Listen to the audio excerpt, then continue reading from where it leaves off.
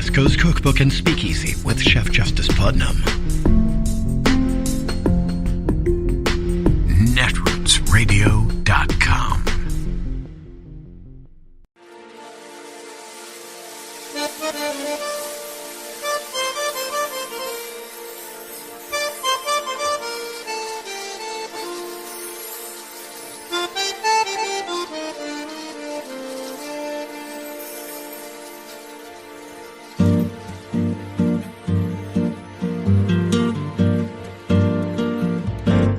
Je voudrais du soleil vert, des dentelles et des théières, des photos de bord de mer, dans mon jardin d'hiver. Je voudrais de la lumière, comme en Nouvelle-Angleterre. Je veux changer d'atmosphère, dans mon jardin d'hiver. Ma fleur sous la pluie de novembre, tes mains qui courent, je n'en peux plus de t'attendre. Les années passent, il est loin, là je tombe. Nul ne peut nous entendre. Je voudrais du Fred Astaire, revoir un latte. The main reason I'm here is because there's a guy from Searchlight, Nevada,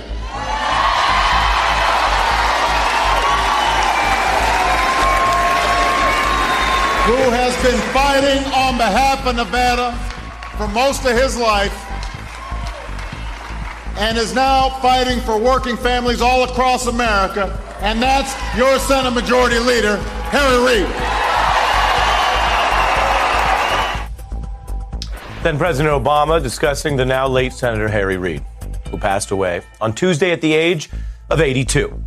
He rose from humble origins, as Obama mentioned there, growing up in a home that had no indoor plumbing. He was also an amateur boxer who boxed his way into the political scene, taking up the leadership of the Senate Democratic Caucus. He was a minority and majority leader and did that for over a decade. He sometimes used that bully pulpit to try to just stop Republican onslaughts, like George Bush's proposal to privatize Social Security, a plan that proved unpopular and didn't happen. In the Obama era, it was Reid who pushed through what at the time was considered potentially controversial stimulus spending after the financial crisis. He passed a type of Wall Street reform that remains both in law but also debated to this day. And in the legacy that perhaps may matter to the largest number of people in the United States, he, along with President Obama, was key to ever making Obamacare law. Now, he had a pretty low-key style in public while also knowing how to really use the levers of power, and he was considered effective. He comes across as soft-spoken.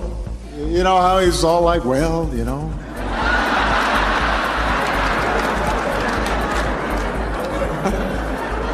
Even when he's in front of a big crowd, he's like, well, you know, okay, we're trying here, trying hard.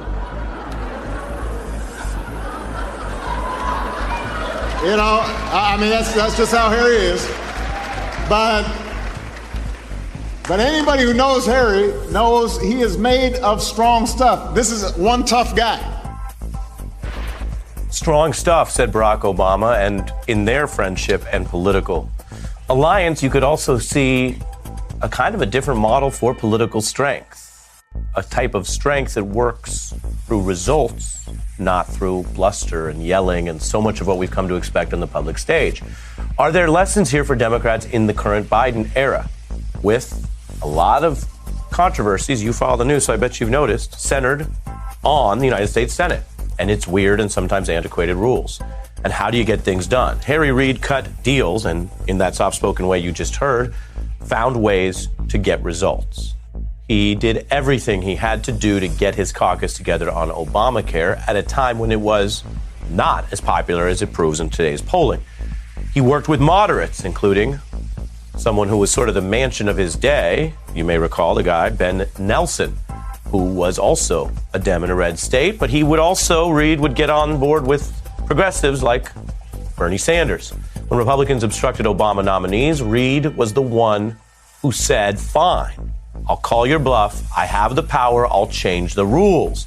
That ended a type of filibuster, not all of them. The current Democratic leader, Schumer, now says this about a similar fight. He saw what was happening to the Senate. And there was a group of people on the hard right who gained ascendancy on the other side of the aisle. And they decided to tie it in a knot. And he said that shouldn't happen. And his views evolved. And, he was a strong advocate of changing the rules of the Senate, which I hope we carry with us forward in the next few weeks. That was Chuck Schumer last night on MSNBC as this news was breaking, talking about maybe leaning more into the Reid playbook if they can get the votes. And Reid was always keeping up with what Biden was doing. Earlier this year, he did publicly back Biden's efforts to spend more and go big. He said, if we have the will, we have the opportunity to improve the lives of millions of families and build something more prosperous for generations to come. As we reflect on both this history, this man, this set of contributions to America, as well as what it means for what Chuck Schumer just said on MSNBC last night, we are joined by David Plouffe, a former advisor to President Obama, who was in the White House during some of those key times. Thanks for being here. Of course, Ari, good to be with you. Your thoughts? Well, I think it's evident by the clip you showed and the letter that Barack Obama released last night, but Barack Obama loved himself some Harry Reid. And as did I. I mean, he was an amazing guy to be in the foxhole. He knew where his votes were and where they weren't. He was a fighter. He was passionate. I'd say in both our 2008 election and then our 2012 re-election, I spent a lot of time on Air Force One with Harry Reid during that re-election. He probably cared as passionately about Barack Obama getting re-elected than Barack Obama did. So he was just a great partner, as Barack Obama mentioned. And I think someone who did change and evolve, which is what you want to see in leaders. And whether that's the rules of the Senate, some of his policy positions. But he was savvy. He was tough. He knew how to find compromise. He knew when not to find compromise. But he was someone you could just trust. His word was bond. In a way, they're very different. They stand for different things. McConnell is the same way. He very rarely gets over his skis. He knows kind of what the terrain is like, what he can deliver when he can't. And that's what I think made Harry Reid such an effective leader. That and his passion for people. He hit it sometimes. But that's what drove him. Was just an amazing passion for the underdog, for people who needed a little assistance to build a better life. Yeah, and he saw himself certainly as a populist in trying to work those levers of power for people, as you say. You mentioned your old boss's letter there, which he did release. And again, a little different than some of the way politics and public bluster has been working these days or recently. This was pretty old school, and I'll read from it here as we remember. Senator Reid, I wouldn't have been president had it not been for your encouragement and support. I wouldn't have got most of what I got done without your skill and determination. I'll mention for viewers, folks may have heard about this.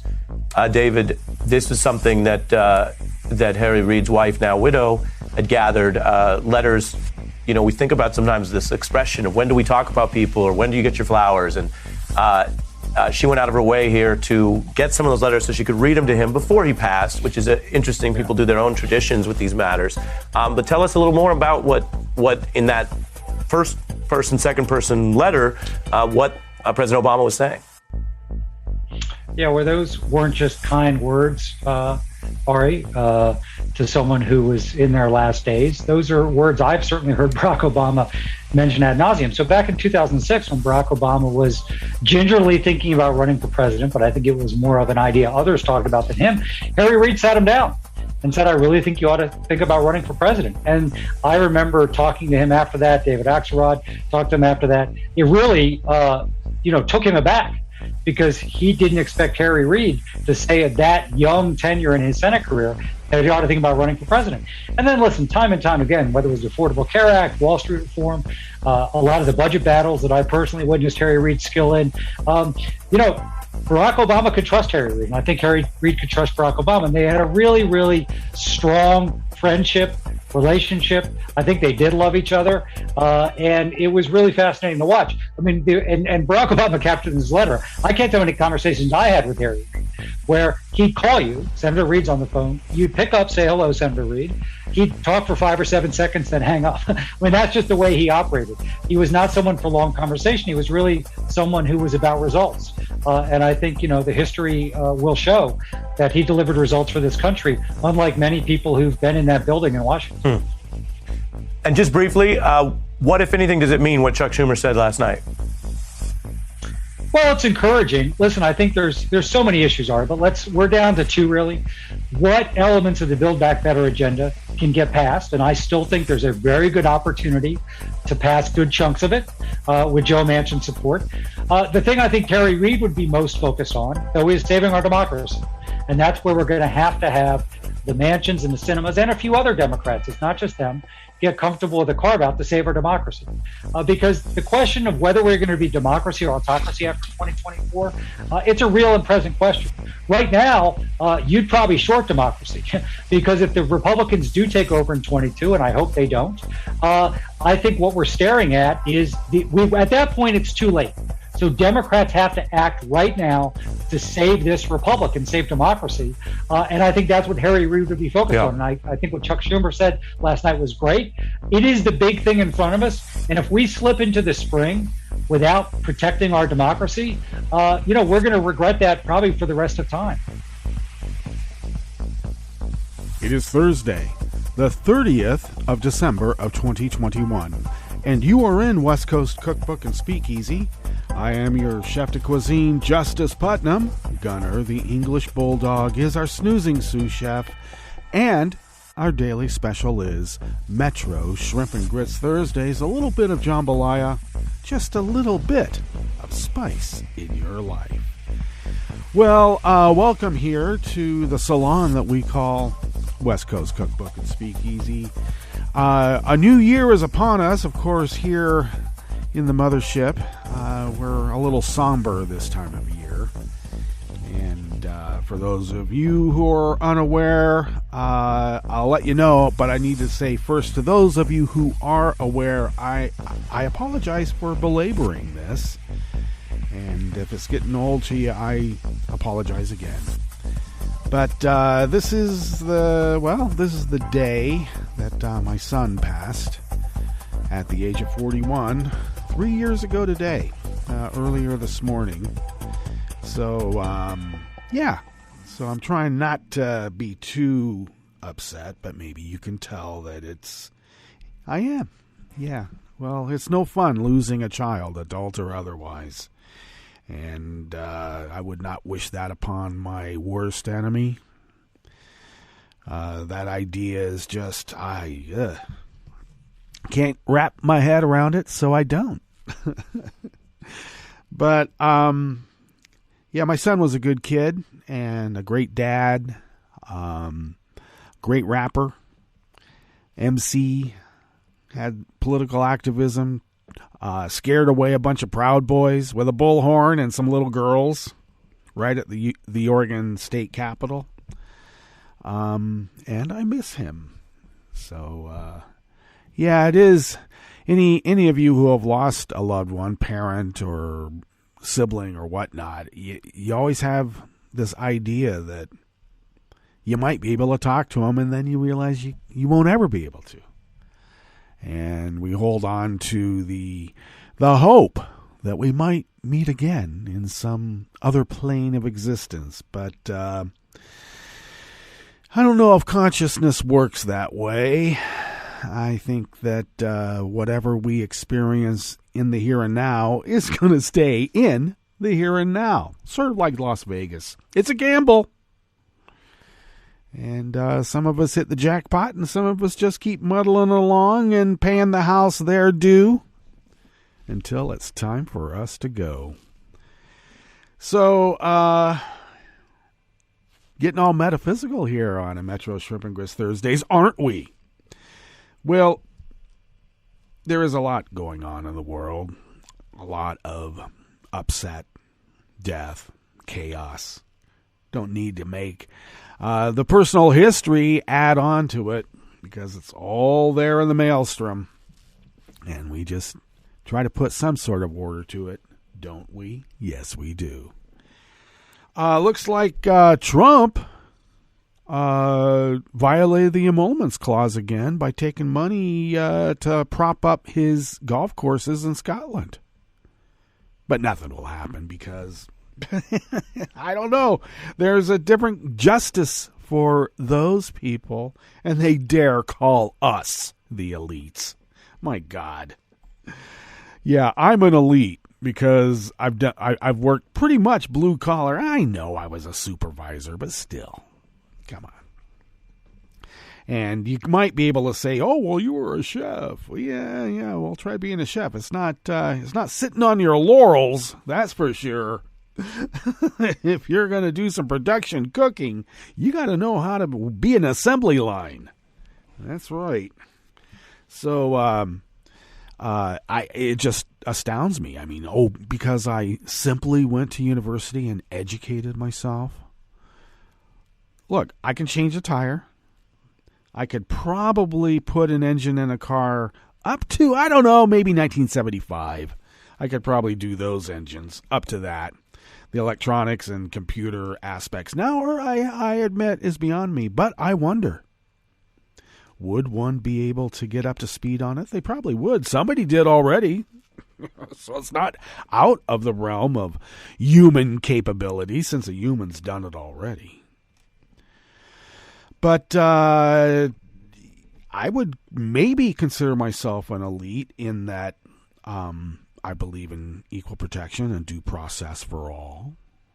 You know, I mean, those elitist attitudes. I believe in free thinking and free speech, and I don't believe that it's good to burn books.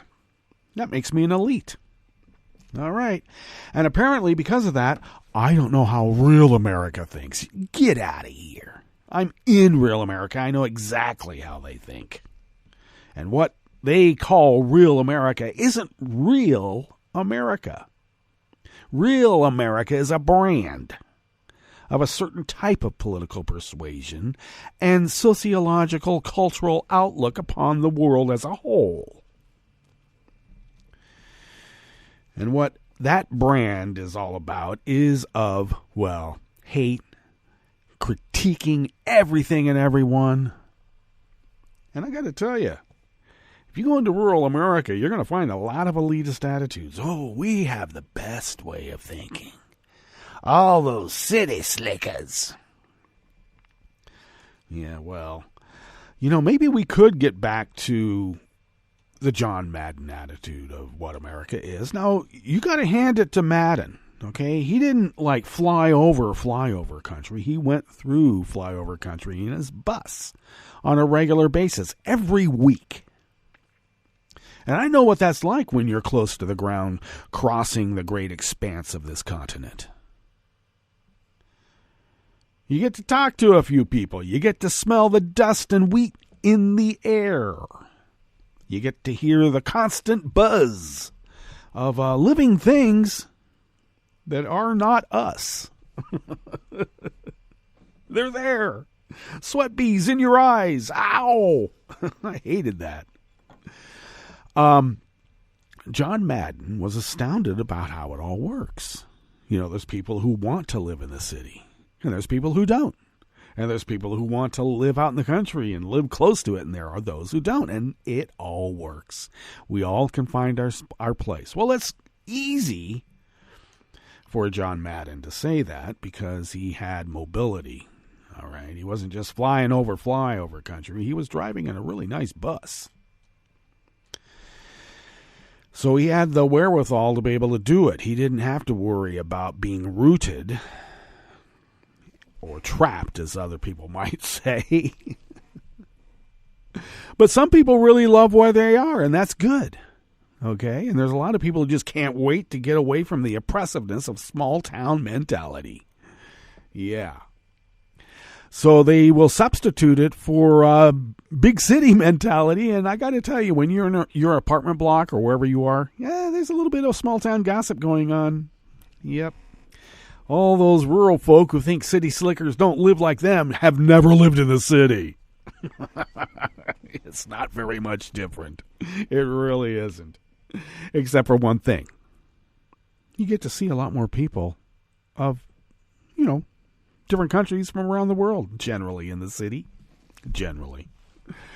So that might moderate how we look at the world as a whole, sociologically and culturally. So real America is not, the racist, what was that stupid TV show with the car? The General Lee. You know the one. That's not real America. No, real America is more like moving on up. Real America is more like, Sesame Street. Okay? We even have some big birds and cookie monsters walking amongst us, too, and you can tell. Even people living in a trash can. Well, I guess that's the cookie monster. Okay, enough of that. Let's get into the curated part of the show. And because there is news happening in the world, as we start off here in the Bistro Cafe part of West Coast Cookbook and Speakeasy on this fine Metro Shrimp and Grist Thursdays as we move irrevocably towards a new year.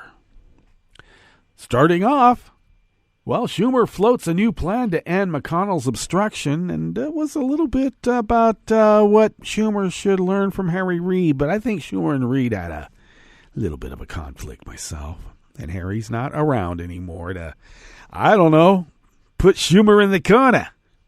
Little boxing term there, as you can tell. On the rest of the menu, San Francisco will require certain law enforcement and other people in higher risk workplaces to receive a coronavirus booster by February 1st. A California commission claimed retailers are violating the state's plastic bag law. And shares tumbled as the Securities and Exchange Commission charged Medallion Financial Corp and its president with fraud for trying to inflate the company's stock price.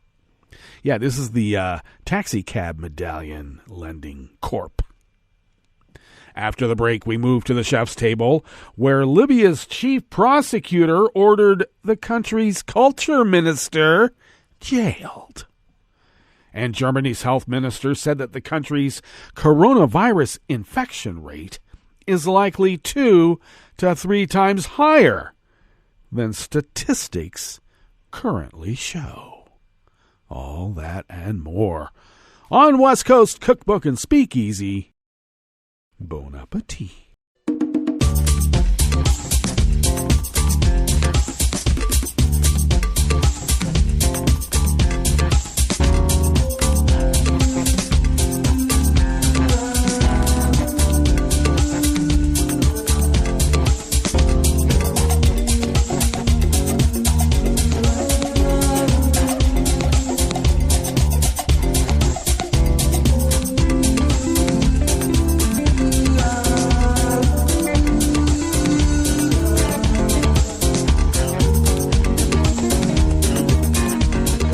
Near the bottom of our homepage at netrootsradio.com, to the right of the page, is the chat room link, and the chat room is monitored by the Kelly Lincoln, and we thank the Kelly Lincoln for doing so.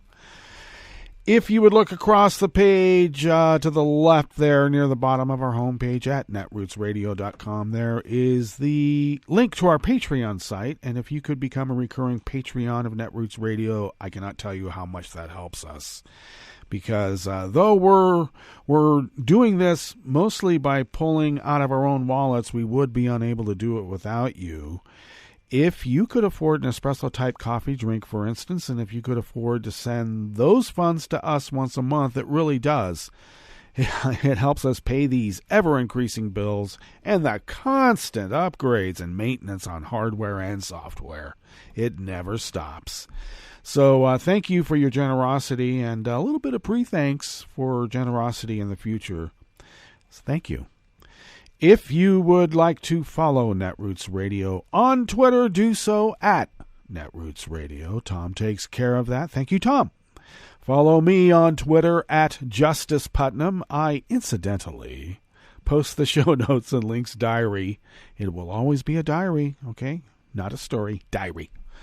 On Daily Co's about 10 minutes before showtime, and then I really try to get that out there on social media before showtime, but sometimes I don't. Sometimes it's during that opening clip. Okay, so bear with me, please. And the show notes and links obviously is where the real reportage is, because in this reporter's opinion, I can do anything I want. What? No, I can't. I try to adhere to, what the story is, but sometimes, for entertainment and teaching purposes, we might affect a little bit of a character, won't we? Yes, we will, and have. If you would like to follow the show on Twitter, do so at Cookbook West, and please pick up podcasts by way of Spreaker, Stitcher, TuneIn, iHeart, YouTube, iTunes, etc., etc., etc., etc. All right.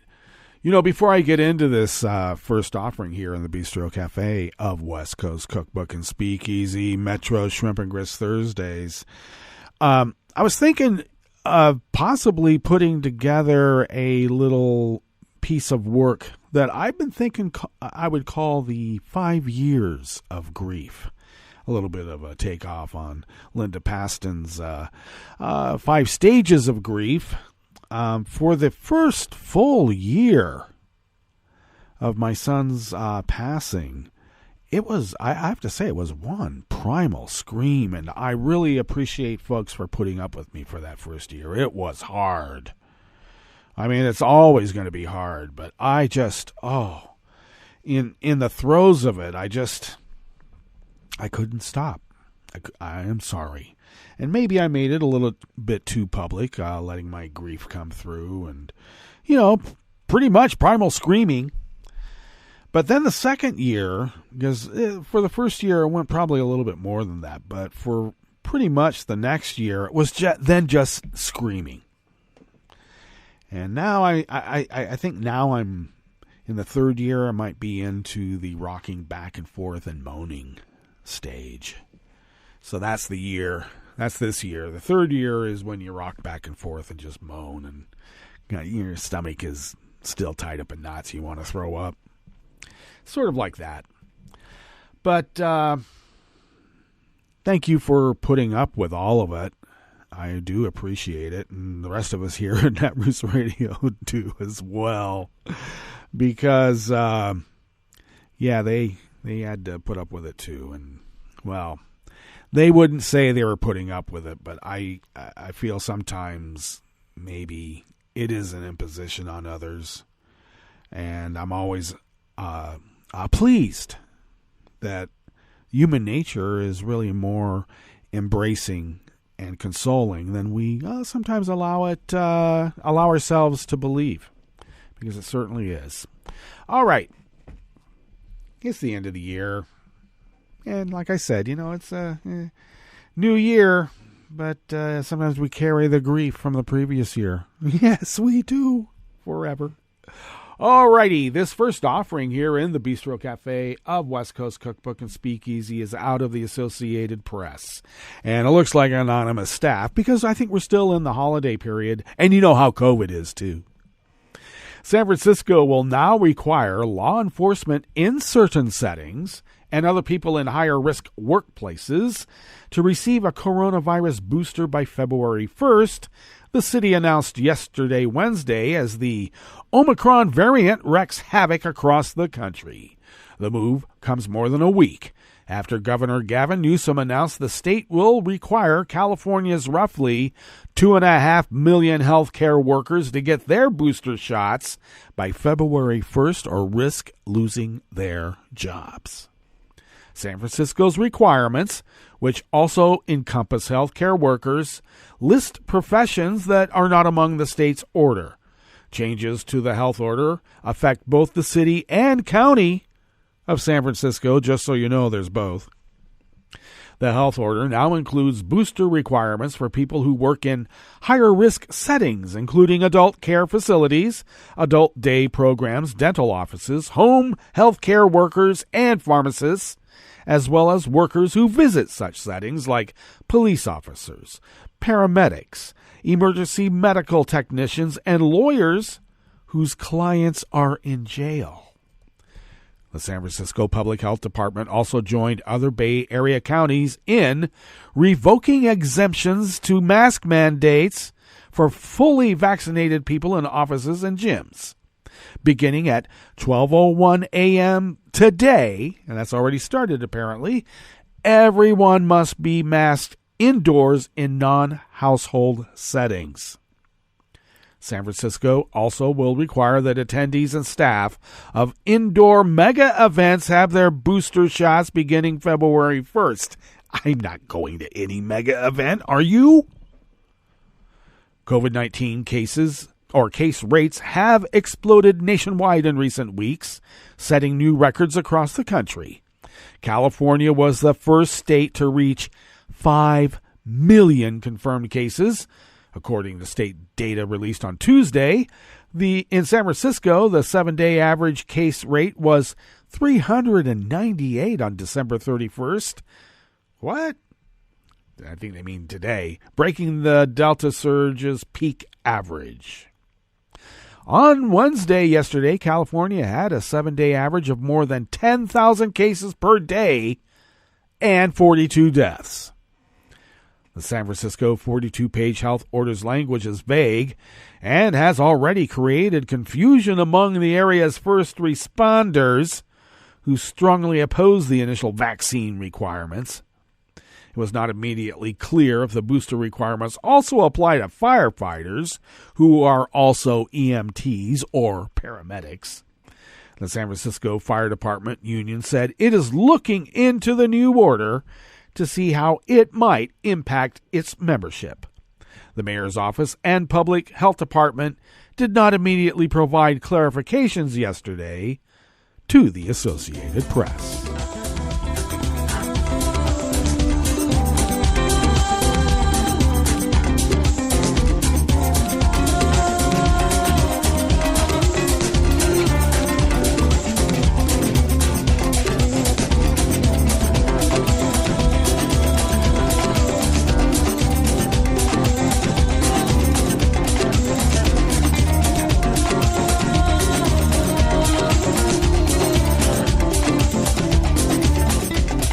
Valerie Volkovici of Reuters brings us this next offering here in the Bistro Cafe of West Coast Cookbook and Speakeasy Metro Shrimp and Grist Thursdays. Big retailers are breaking California law and misleading consumers by selling plastic shopping bags bearing language and symbols that falsely suggest the bags can be recycled, a state-appointed commission has alleged. The group has asked California to force retailers to strip these bags of the ubiquitous Chasing Arrows logo and the words recycle and recyclable. If successful, that move could make the sacks ineligible for sale at checkout counters throughout America's most populous state. The commission also is taking aim at padded envelopes and packaging materials used for home delivery, and plastic films on some grocery items.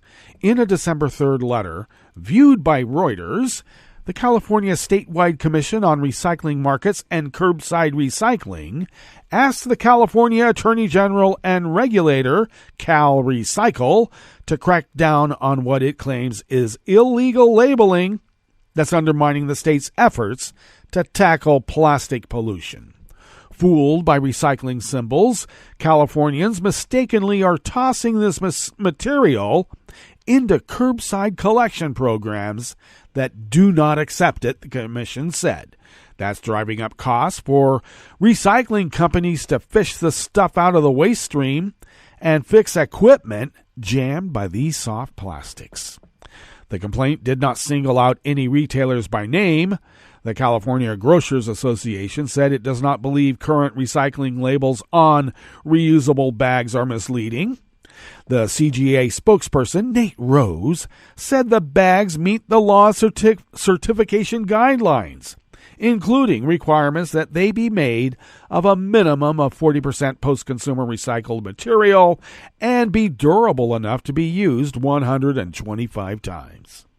In an interview with Reuters, Heidi Sanborn, chair of the Recycling Commission, said it's not surprising that Californians are confused.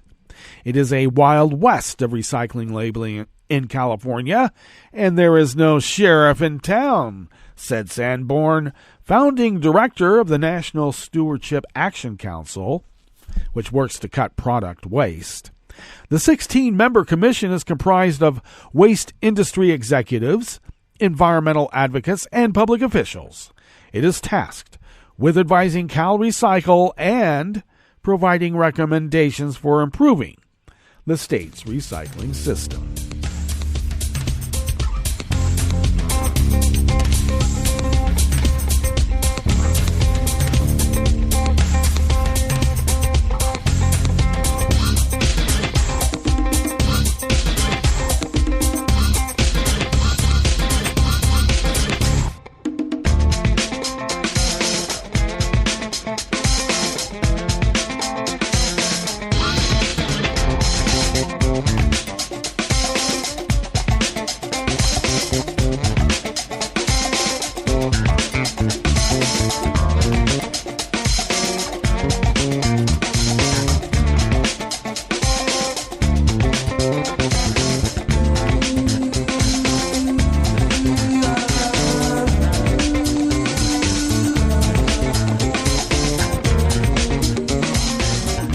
Stumple of Reuters brings us this final offering here in the Bistro Cafe of West Coast Cookbook and Speakeasy.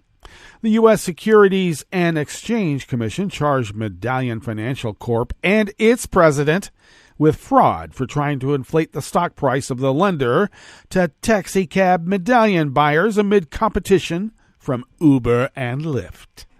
Medallion shares plummeted $3.83 or 45.3%, and morning trading after earlier falling $3.50.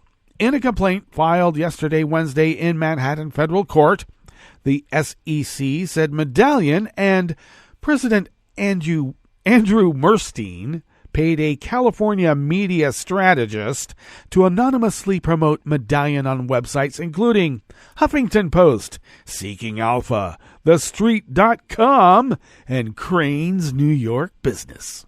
Murstein, age 57, a Medallion founder whose family is the New York-based company's largest shareholder, allegedly kept touters on Medallion's payroll for nearly 2 years and paid hush money to keep one quiet. According to the complaint, Murstein also fraudulently inflated the value of Medallion's banking unit to offset loan losses, and against his auditor's advice, fired a valuation firm that refused to vet the scheme. The schemes occurred from 2014 to 2017 as the growing popularity of ride-sharing companies such as Uber and Lyft led to sinking prices for medallions, which are licenses to operate taxis and collect fares. Medallion paid Murstein $11.4 million over that period, SEC filings show. Murstein allegedly paid for more than 50 articles and hundreds of positive comments, which were really paid advertisements, Richard Best, director of the SEC's New York office, said in a statement. Companies also cannot shop for higher valuations when there's no evidence to support them. In a statement, Medallion said it intended to defend against the SEC's unfounded charges and was confident the record would show that the company and Murstein complied with the law. The SEC also charged the media strategist Ichabod's Cranium, Inc., and its owner Lawrence Myers with fraud. Their lawyer was not immediately available for comment. According to the SEC, the value of New York City medallions fell to $150,000 in 2017 from from $1.3 million in 2013. Some medallion lenders went bankrupt as owners defaulted on their loans. Well, let's get to our break, and when we get back from that break, we will go through weather from around the world, and we will finish up with the stories that we've curated for you today. You are listening to West Coast Cookbook and Speakeasy, and we will be right back. You are listening to netrootsradio.com. Please hang up and try again.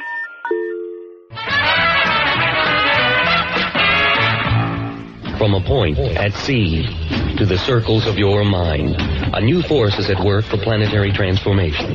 New radio for a new Earth.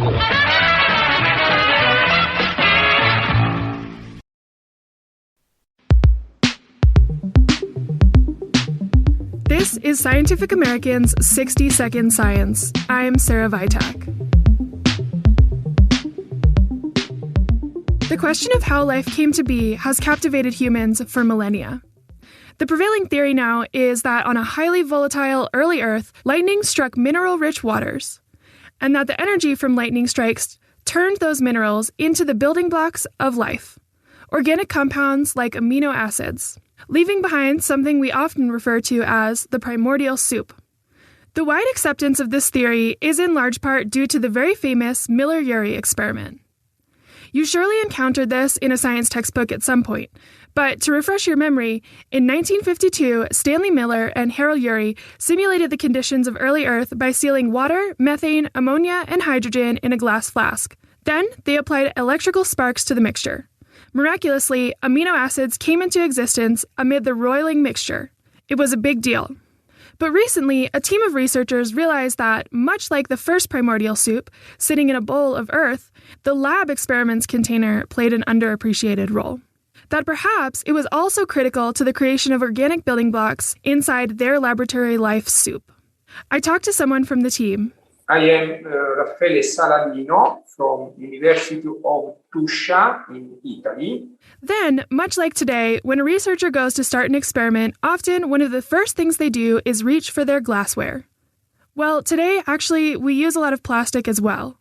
But 20 years ago, in the lab, only glass contained, because in the mind of the researcher, glass is inert.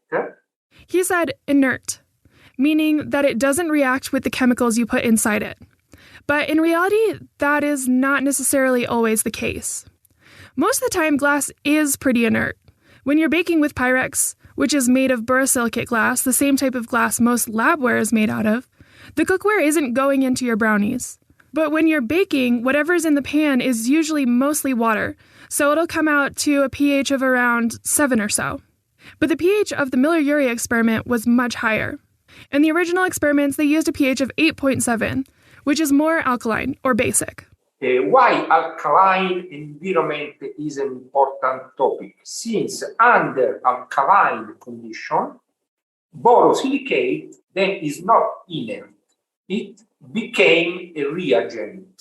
In fact, this was actually noted by Miller in his original experiments, that the alkaline conditions caused the silica to dissolve. But it was largely overshadowed by the discovery of the synthesis of organic compounds. And as future researchers carried on, they missed that point in Miller's notes. The attention was concentrated on modify the atmosphere, on modify the energy, the intensity, modify the analytical tools. And the role of silica got forgotten entirely.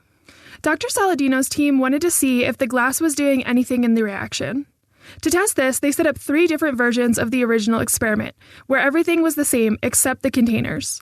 For comparison, they chose Teflon, which does not dissolve when holding an alkaline solution the way glass does. There is the experiment only glass, the experiment only Teflon, and in the medium there is the experiment in Teflon with some pieces of glass added inside. Then they used a technique called mass spectrometry to analyze what each reaction produced. Mass spectrometry is great for figuring out what kinds of molecules are in a complex mixture. They found that Teflon produced very few organic compounds. There were more compounds in the Teflon with glass pieces, but the glass container by far created the greatest number and largest variety of organic molecules. The mechanism of exactly how the silica helps catalyze the reaction is not clear yet, but it very clearly does. The obvious question then is, was there silica available in the early Earth environment? The water is not suspended in the vacuum, no? The water is in geochemistry, is surrounded by minerals. Silica and borosilicate are the most abundant minerals surrounding the water. The team has two next major objectives in mind. First, to try updating the experiment to model more closely the amount of silica that would have been available in the early Earth. And second, they want to try replacing silica with extraterrestrial minerals, like pieces of meteorite or rocks from other planets. Apart from just being very cool, that would give a more concrete idea of how to look for life in space. But here on Earth, coming one step closer to fully understanding why we exist is that much more satisfying. Even after nearly 70 years, a key discovery in our complex origin story still carries new revelations. As the authors say in the paper, the role of the rocks was hidden in the walls of the reactors. Thanks for listening. For Scientific American's 60-Second Science, I'm Sarah Vitak.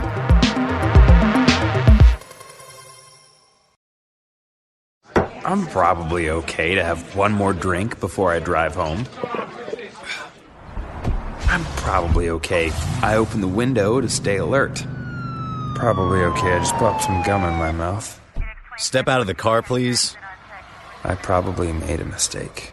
Probably okay isn't okay when it comes to drinking and driving. If you see a warning sign, stop and call a cab, a car, or a friend. Buzzed driving is drunk driving. A message brought to you by NHTSA and the Ad Council.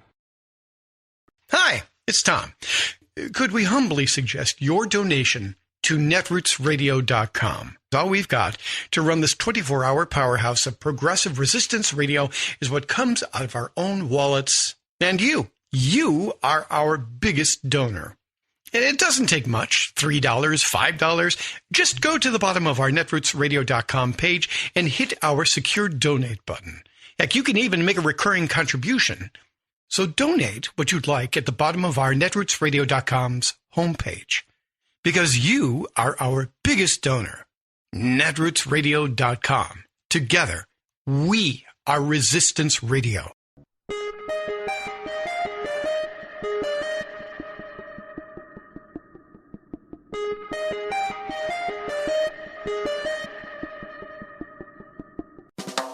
Welcome to 60-Second Civics, the daily podcast of the Center for Civic Education. I'm Mark Gage.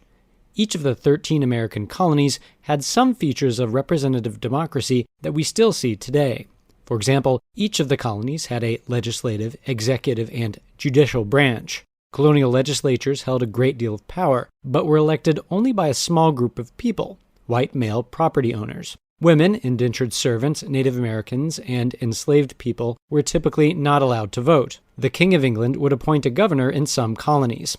In others, such as Maryland, Pennsylvania, and Delaware, the governors were the proprietors of the colonies. Only in Connecticut and Rhode Island were the governors elected. The courts administered justice in the colonies, and judges followed strict rules of procedure. The American colonists also understood that they had the rights of Englishmen, which were the common law rights that people also enjoyed in England. The colonists were protected by the rule of law.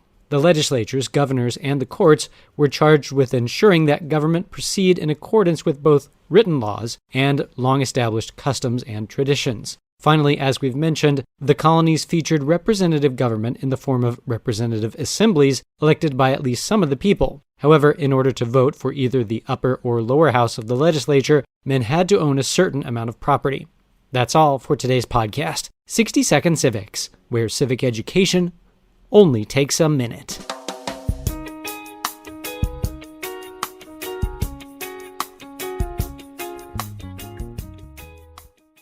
I'm Rick Smith, and this is Labor History in 2.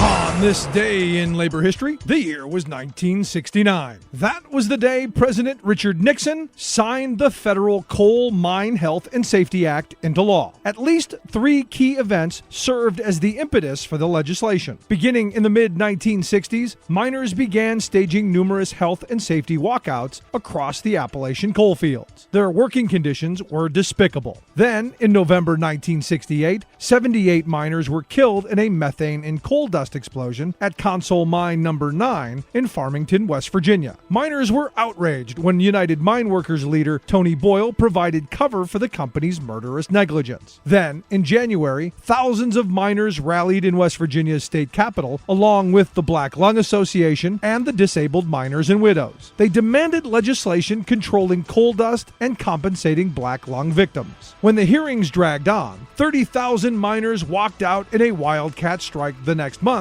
in what is referred to as the 1969 Black Lung Strike. By March, the number would increase to 40,000. The state law passed on March 12. Fears of a nationwide health and safety wildcat strike prompted Congress to craft and pass the federal legislation. According to historian Paul Neiden, the West Virginia Black Lung Strike was the longest political strike in modern U.S. labor history. The act created the Mine Safety and Health Administration. It mandated annual inspections and increased federal powers of enforcement. The Coal Act also required monetary penalties for all violations and established criminal penalties for knowing and willful violations. The act developed improved mandatory health and safety standards and provided compensation for miners disabled by black lung disease. Miners continue to fight for better conditions, enforcement, and compensation to this day. Like what you hear? Check out more at laborhistoryin2.com.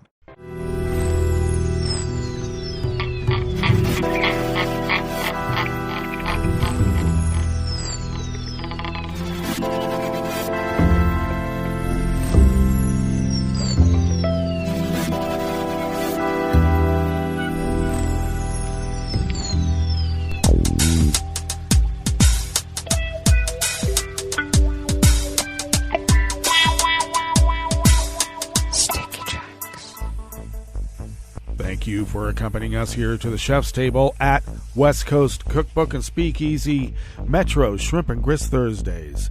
We always begin weather from around the world along the banks of the Rogue River, in the Rogue River Valley of Southern Oregon, on the west coast of the continental United States of America, where it is currently 33 degrees Fahrenheit, expecting a high of only around 34 to 35, cloudy early, followed by a mixture of light rain and snow this afternoon, and expecting a little bit of pileup, even though they say it's a snowy rain mix. Snow showers tonight, lows in the low 30s, winds will be light and variable.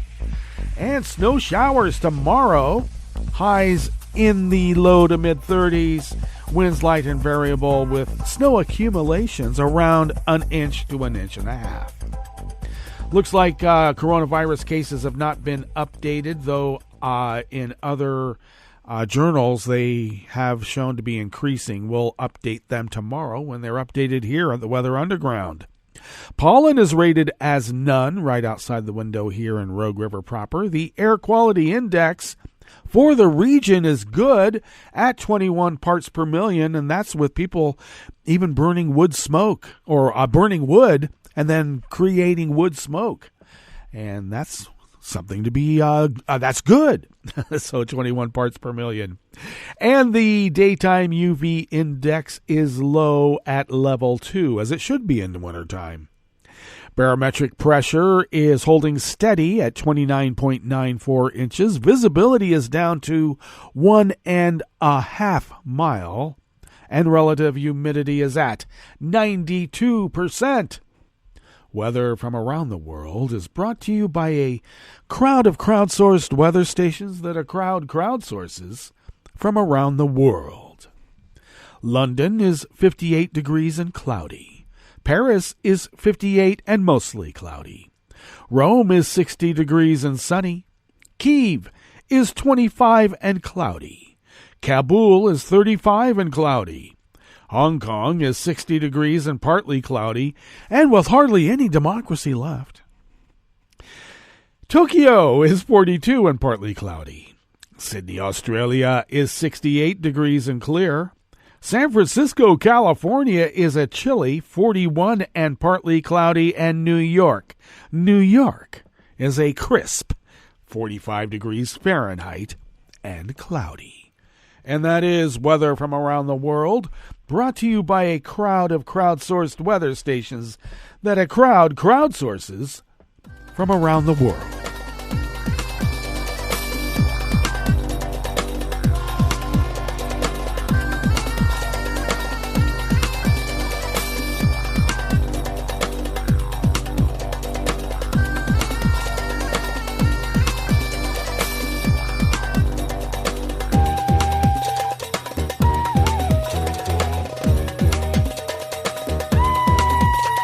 Anonymous staff at the Associated Press brings us this first amuse-bouche here at the chef's table at West Coast Cookbook and Speakeasy. Libya's top prosecutor yesterday, Wednesday, ordered the country's culture minister jailed pending an investigation into allegations of corruption. General Prosecutor Al-Sadiq Al-Sur said in a statement that Minister Mabrouka Othman would be jailed for 4 days pending the investigations into alleged managerial and financial irregularities and forgery. The alleged corruption stems from maintenance contracts this year of some of the ministry's buildings. The statement said the ministry conducted the maintenance of the facilities in 2020. The accusations include misuse of public funds and forging official documents to conceal irregularities, it said. The minister's office could not be reached immediately for comment because I think they're under arrest. Libya's chaos has provided a breeding ground for corruption. In 2020, the North African country ranked as one of the most corrupt countries out of 180 nations, according to Corruption Perceptions Index of the Transparency International Group.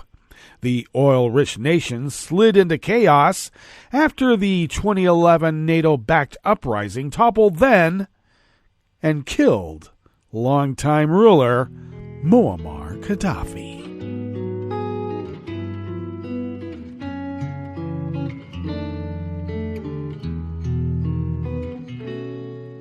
Je te donne, c'est mon amour pour la vie entière.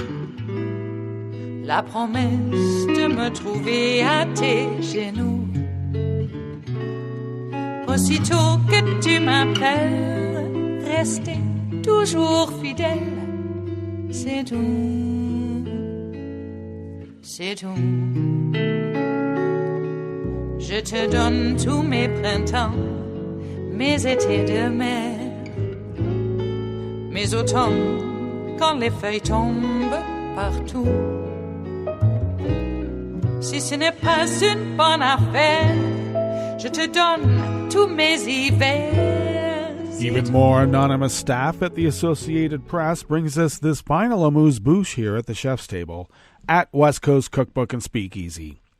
Germany's health minister said yesterday, Wednesday, that the country's coronavirus infection rate is likely 2 to 3 times higher than statistics currently show, and urged his compatriots to be cautious during New Year's celebrations. Statistics in recent days have continued to show Germany's infection rate drifting downward from a spike caused by the Delta variant, but officials have cautioned repeatedly that, as in previous holiday periods, the numbers will be incomplete over Christmas and the New Year because fewer tests are being performed and there are delays in reporting tests that are carried out. At the same time, neighboring France is reporting record numbers fueled by the new Omicron variant. Germany's official data showed yesterday, Wednesday, 40,043 reported new cases over the past 24 hours and an infection rate of 205.5 new cases per 100,000 residents over the past 7 days. The minister said there is a shortfall in staff that becomes particularly noticeable over holiday periods at local health offices, a key part of Germany's reporting chain. Lauterbach advised Germans to spend the New Year's period very cautiously and celebrate only in very small groups. He says he's sure there will be solid and sufficient data on infections by the time Chancellor Olaf Scholz and Germany's 16 state governors confer on the way forward in the pandemic on January 7th. Lauerbach noted that Germany's vaccination campaign has kicked back into gear after a brief Christmas lull, and appealed to people who have not yet got a booster to book an appointment. Well, that brings us to the end of our broadcast period for the day, but you do know Netroots Radio broadcasts on, and we will meet up tomorrow for Blue Moon Spirits Fridays. So do stay tuned to Netroots Radio all day and all night for all the breaking news as it breaks, and we will meet up here tomorrow, right here, in West Coast Cookbook and Speakeasy. Bon appetit.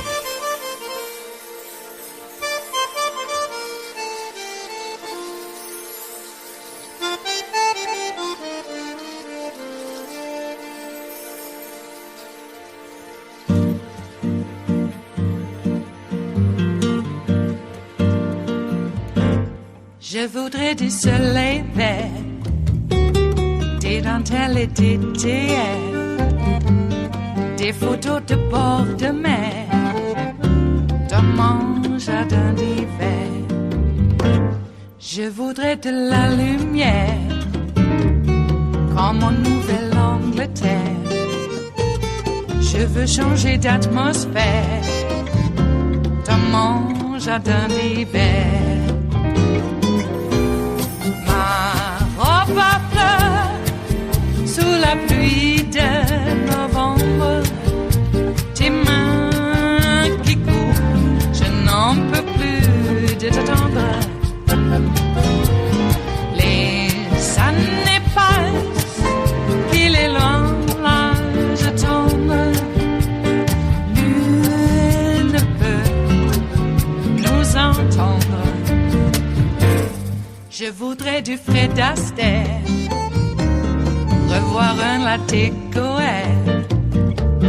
Je voudrais toujours te plaire dans mon jardin d'hiver. Je veux déjeuner par terre, comme au long de golfe clair, t'embrasser les yeux ouverts dans mon jardin d'hiver.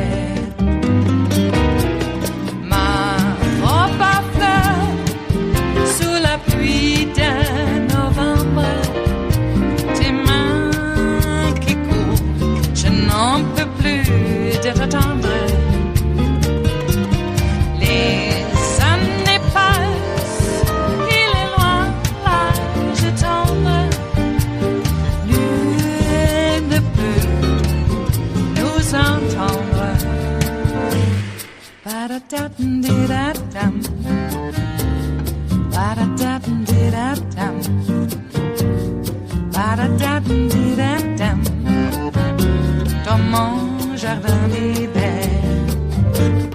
Ba-da-da-dum-di-da-dum. Ba-da-da-dum-di-da-dum. Ba-da-da-dum-di-da-dum. Dans mon jardin d'hiver. Dans mon jardin d'hiver. Dans mon jardin d'hiver.